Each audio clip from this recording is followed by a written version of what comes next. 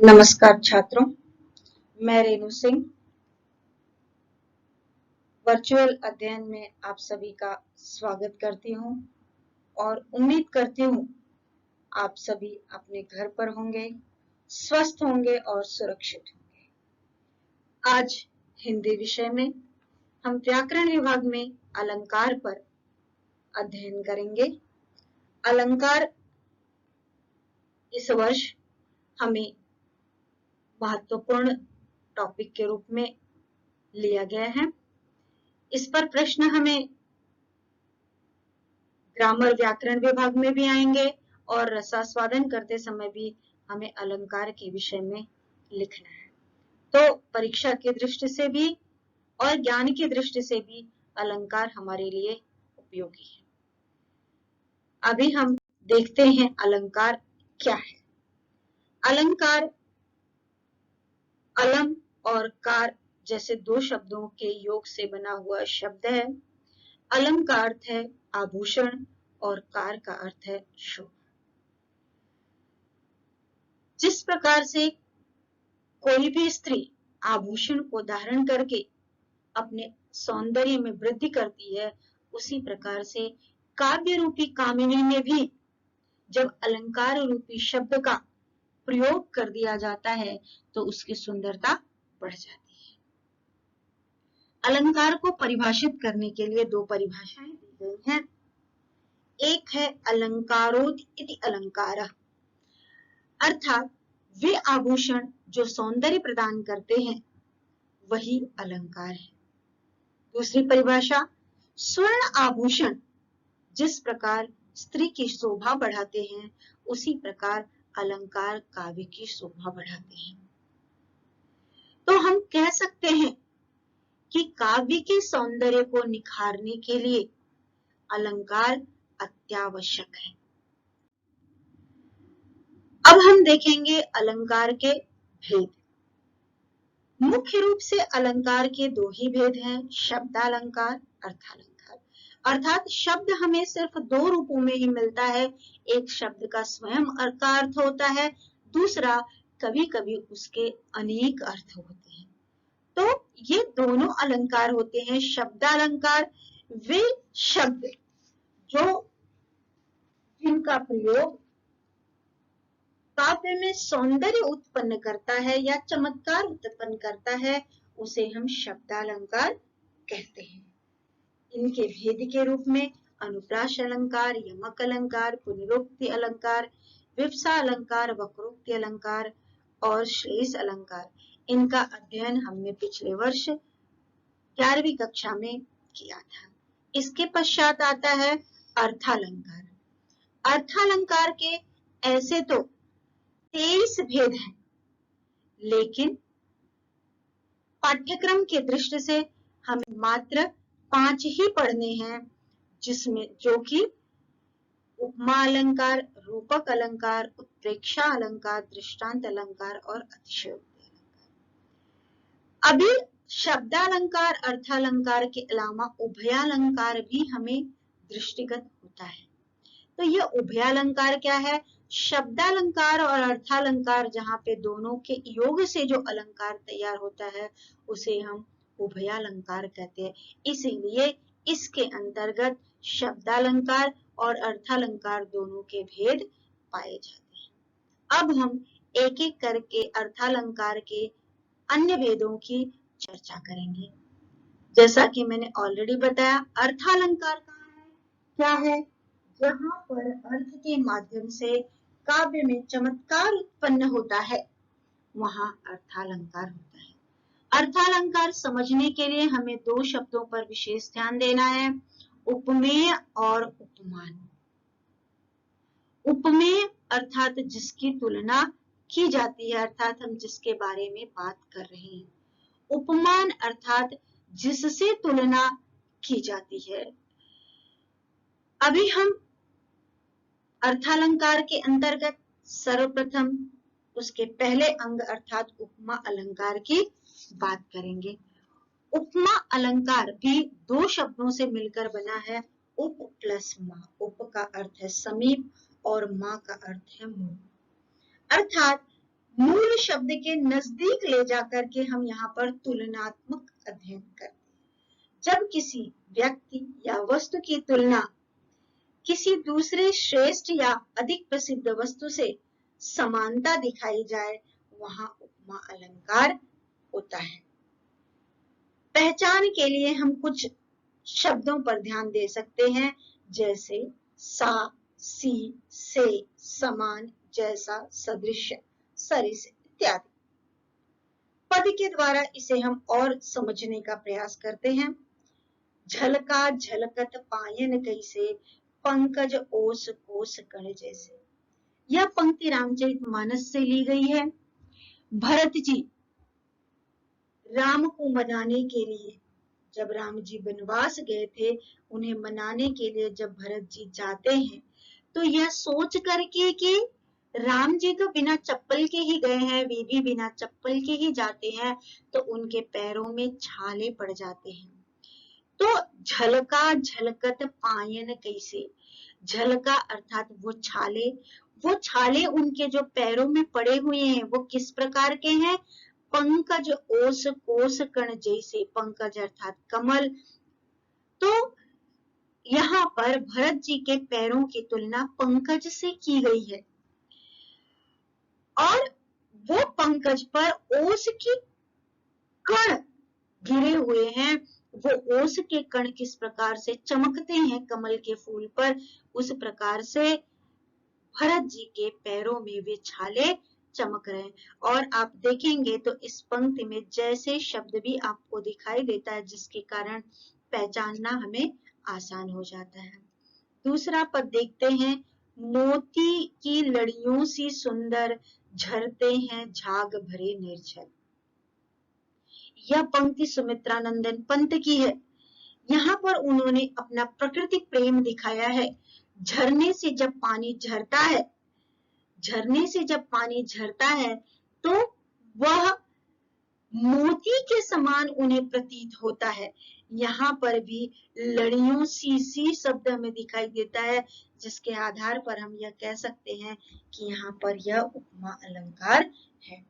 अगली पंक्ति, ऊंची नीची सड़क बुढ़िया के कुबड़ सी, नंदन वन सी फूल उठी छोटी सी कुटिया मेरी। यह जो ऊंची नीची सड़क है, वह कैसी है? जैसे बुढ़िया की कुबड़ है, कहीं पे उतार तो कहीं पे चढ़ाव, और उसकी सुंदरता के कारण ही हमारी जो छोटी सी कुटिया है, वह नंदन वन के समान फूल गई है। यहाँ पर यह बताया गया है। यहाँ पर भी देखिए आपको सी हर जगह पे दिखाई देता है, जिसके कारण यह उपमा अलंकार है, यह निश्चित हो जाता है। अब हम बढ़ते हैं अगले अलंकार की तरफ, जो कि है रूपक अलंकार। रूपक अलंकार क्या है? जहां पर उपमेय और उपमान में कोई अंतर न दिखाई दे, वहां रूपक अलंकार होता है। उपमा में हम क्या करते हैं? समानता दिखाते हैं, लेकिन रूपक में हम कहते हैं ये सिर्फ इसके जैसा ही है, अर्थात जहां पर उपमेय और उपमान के बीच के भेद को समाप्त कर देते हैं या एक कर दिया जाता है, वहां पर रूपक अलंकार होता है। अधिकतर पहचान के लिए हमें यहाँ पर योजक चिन्ह, जिसे सामान्य स्थिति में समझने के लिए हम कह सकते हैं डैश, दिखाई देता है। पद के द्वारा उदाहरण समझते हैं। उदित उदय गिरि मंच पर, रघुवर बाल पर पतंग, विकसे संत सरोज सब हर से लोचन प्रेम। यहाँ पर सीता स्वयंवर में मंच पर विराजमान राम जो हैं, वह बाल पतंग के समान लग रहे हैं। जैसे सूर्योदय में जब सूर्य जो उदित होता है, यहाँ पे बाल पतंग अर्थात सूर्योदय का सूर्य, अर्थात यहाँ पर राम को बाल पतंग कहा गया है, सूर्य के समान कहा गया है। विकसे संत सरोज सब हर से लोचन भृंग, यहाँ पे संतों को भी कमल कहा गया है, सरोज अर्थात कमल, और लोचन को भौरा कहा गया है। भौरे के समान नहीं बल्कि भौरा ही कहा गया है। इसलिए यहाँ पर रूपक अलंकार है। दूसरा पद देखिए, सिर झुका तूने नियति की मान ली यह बात, स्वयं ही मुरझा गया तेरा हृदय जलजात। नियति अर्थात ईश्वर, जो कुछ नसीब में लिखा है सिर्फ उसी को जब व्यक्ति मान लेता है, उसके कारण उसे बहुत बार बहुत सारी तकलीफें उठानी पड़ती है। यहाँ पर यह बात कवि ने बताई है। हृदय जलजात, हृदय को जलजात अर्थात कमल बताया गया, तो कमल रूपी जो हृदय है जिसके कारण वह मुरझा गया है, नसीब का जो खेल है उसको स्वीकार करने के कारण कमल रूपी हृदय जो है यहाँ पर मुरझा गया है। तो यहाँ पर हृदय को कमल बताया गया है, अर्थात यहाँ पर भी रूपक अलंकार है। अगली पंक्ति देख लीजिए, इसे आपने पिछले वर्ष पढ़ा था, मैया मैं तो चंद्र खिलौना लई हूं। हे मां, मुझे चंद्रमा जैसा खिलौना नहीं चाहिए, बल्कि चंद्रमा ही खिलौने में चाहिए, ऐसा कहा गया है, इसलिए यहाँ पर भी रूपक अलंकार है। उम्मीद करती हूँ रूपक अलंकार आपकी समझ में अच्छी तरह से आ गया होगा। इसलिए अब हम अगले अलंकार की तरफ बढ़ते हैं, जो कि है उत्प्रेक्षा अलंकार। उत्प्रेक्षा अलंकार क्या है? यहाँ पर उपमेय में उपमान की संभावना का वर्णन होता है, अर्थात जब उपमेय में संभावना बताई जाती है तब वहां पर उत्प्रेक्षा अलंकार होता है। इसकी पहचान के लिए कुछ शब्द इस प्रकार से हैं, मनु, जनु, मेरे, जानते, मनहु, मानो, निश्चय, जौ आदि। इसे और समझने के लिए हम उदाहरण लेते हैं। पहला उदाहरण, उस काल मारे क्रोध के, तन कांपने उसका लगा, मानो हवा के जोर से सोता हुआ सागर। जब व्यक्ति क्रोध में होता है तो उसका शरीर एकदम क्रोध के कारण कांपने लगता है। कैसे कांपने लगता है? कवि उदाहरण क्या देता है? जैसे समुद्र एकदम शांत पड़ा हो, लेकिन हवा जब जोर से चलती है तब उसकी लहरों का वेग जो है वो बढ़ जाता है, और जो वो वेग बढ़ता है तो वो अपने साथ बहुत बार बहुत सारी चीजों को बहा ले जाता है। उसी तरह से मनुष्य क्रोध में आकर के बहुत सारी चीजें ऊपर नीचे कर जाता है, बहुत कुछ नुकसान कर जाता है। तो यहाँ पर कांपते हुए तन को सोते हुए सागर से की तरह, सोते हुए सागर को हवा जब जगाती है तो जो परिणाम होता है उस प्रकार का माना है, इसलिए यहाँ पर भी उत्प्रेक्षा अलंकार है। और इसे समझने के लिए अभी ज्वलंत उदाहरण में महीने के अंदर ही आप सभी लोगों ने अफान तूफान का नाम सुना होगा और उससे हुई भयंकर विभीषिका के बारे में भी सुना होगा। दूसरा पद देखते हैं, कहती हुई उत्तरा के नेत्र जल से भर गए, हिम के कणों से पूर्ण मानो हो गए पंकज ने। उत्तरा जब कुछ कहने को लेती है तो उसकी आंखों में जो आंसू भर जाते हैं, उसके कारण उसके नेत्र जो हैं ऐसे लगते हैं जैसे पंकज, पंकज में हिम के कण भर गए। हिम अर्थात बर्फ और पंकज अर्थात कमल, कमल में बर्फ भर गए हो और उनके कारण कमल का रूप ही नया हो गया हो। तो यहाँ पर भी मानो शब्द हमें दिखाई देता है, अर्थात यह भी उत्प्रेक्षा अलंकार का उदाहरण है। अगला और एक पद देखते हैं, पाहुन जो आए हो गांव में शहर के, मेघ आए बड़े बनठन के संवर के। पाहुन अर्थात अतिथि, अतिथि के समान तुम गांव में शहर से आए हो। ज्यों शब्द हमें यहाँ पे दिखाई देता है और ज्यों जो है वो उत्प्रेक्षा अलंकार में आता है। मैं और किस प्रकार से आप गांव से शहर में आए हो, एक अतिथि के रूप में आए हो और वो भी मानो मेघ आए बड़े बनठन के संवर के, जैसे आकाश में बादल आते हैं उसी प्रकार से तुम यहाँ आए हो। उम्मीद करती हूँ उत्प्रेक्षा अलंकार भी आपको अच्छी तरह से समझ में आ गया होगा। तो इस प्रकार से आज हमने अर्थालंकार में 3 भाग उसके पढ़े, उपमा अलंकार, रूपक अलंकार और उत्प्रेक्षा अलंकार।